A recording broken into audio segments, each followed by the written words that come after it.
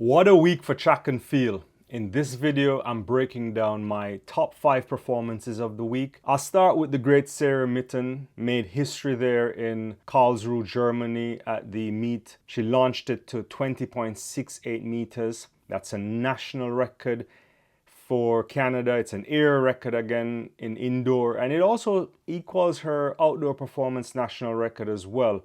She got fierce competition from Jessica Schilder, 20.09, Chase Jackson, 20.06. Both of those athletes kept pressure on her. Even the Olympic champion, Again Lei, was there. Didn't quite crack the 20-meter mark, 19.49.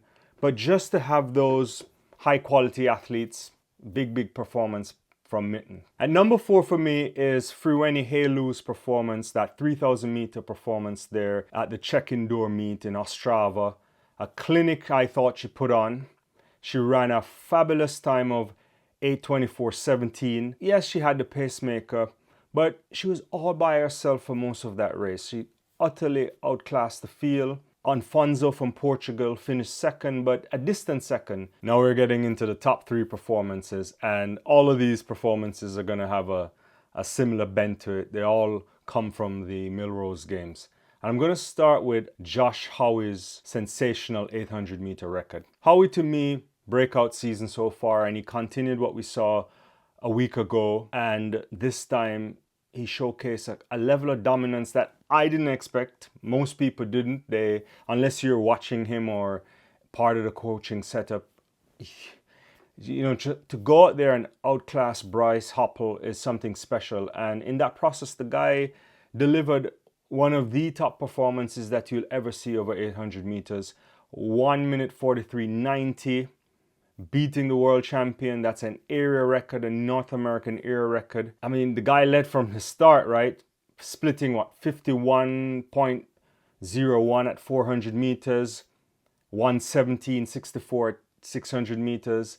And he held off that late surge from Hoppel. With that performance, he moves to number 3 all-time on the indoor list, only behind Elliot Giles at 143.64, and obviously the legendary Wilson Kipketer, 142.67. We also have to shout out to Bryce Hoppel as well. In the process, he moved up to number 6 all-time on the list with his 144.19. At number 2 is none other than Yared Nuguse's Wanna Make a Mile world record. Outstanding performance from him, smashing the world record, 3:46.63. It was not an easy race. Yes, Josh Kerr wasn't there, but Hobbs Kessler was there, and Kessler was running sensational too. Kessler did 3:46.90, also breaking the previous world record. And as I was watching it, the thing that made it so impressive too was the timing was looking good, the pace was looking good, and at one point I was like, no, they're not going to break this world record.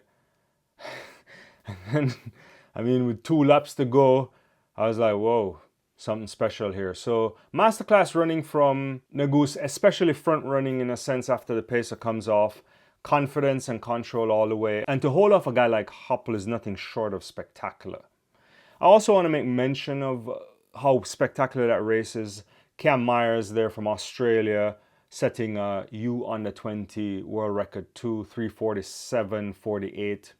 Spectacular running from him too. So the expectation that this wasn't only about the big boys and the kid from Australia doing well. So we should anticipate much from him too as we progress into the Indoor World Championships and what we see outdoor later on this season. Number 1 for me this week, you guessed it, it's none other than the guy who picked up 2 bronze medals at the Paris Olympic Games last year, and that's Grant Fisher. Grant Fisher's world record over 3,000 meters, spectacular. Absolute spectacular. That's the top performance of the week for me. He shattered that indoor world record, unbelievable 7:22.91, and he wasn't by himself. He had to battle hard with Cole Hocker, and Hocker is no slouch. We know his pedigree. And he had to really wrestle with Hocker because Hocker took the lead with 3 laps to go. And at that point, I thought it was all over. I didn't anticipate a better kick from Fisher. We know he can kick, but I was saying to myself, Cole is going to hold him off on this. And he couldn't. And lovely performance there from Grant Fisher to top the moment of the week for me. 7:22.91. Hocker also going under the previous world record at 7:23:14, and it's just an amazing performance that we saw. After the race, if you watch the interviews, you saw that Fisher said he wasn't anticipating that he would go that fast, but you know, with Hocker in the race and the kind of kicks that you can get there from these guys, it was an anticipation that it would be fast anyway. That wraps up my top 5 performances. What do you think? Did I get it right? Would you change any of the rankings? Would you add another performance? Drop your thoughts in the comment section and don't forget to like and subscribe. I'll see you next time.